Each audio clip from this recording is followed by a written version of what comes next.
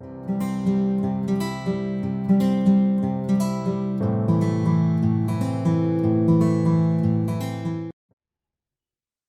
hey, you caught me reading a really good book. It's called Changing the World Through Kindness by Steve Sjogren. It's an amazing book on the subject of servant evangelism.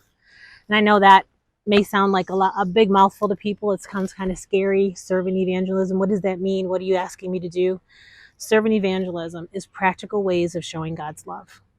There's this really cool quote on this page here, on page 91 of his book. It says, "A soft power encounter emphasizing practical love, kindness, and mercy will be more readily received and understood here than a hard, dramatic display."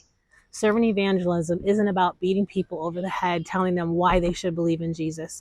It's showing practical ways through service to them, through raking their leaves, through taking them somewhere, through giving them free food, through all these different things that we can do, practically showing them how free God's love is. I'm so excited that I'm going to be offering a class at the Vineyard Community Church on Thursday, May 30th, 7 p.m. We're going to be talking about two major things. First, why we do this. Why do we do this thing called servant evangelism? I have a scripture from 1 Peter 4, 10 through 11 that I wanted to read.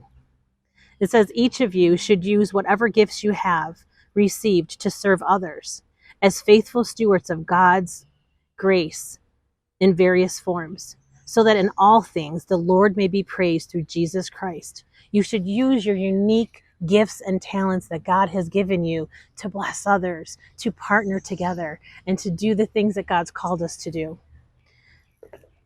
First and foremost, that's why we do it.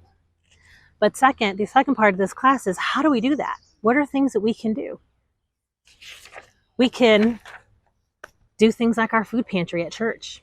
We've got a great food pantry that runs every Tuesday from 4:30 to 6:30. Everything that people get is free. They get food. They're not asked for anything. They're not required to do anything. Our Christmas for Kids program, my gosh, we do this once a year.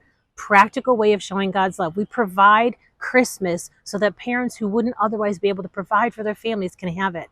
There's so many different things we can do, and I want to take time during this class to brainstorm with people. I want to brainstorm with small groups or just people in general and say, how can we do this? What are things that we can do? What are creative ways that we can go out and we can try to love on people and show them how free God's love is?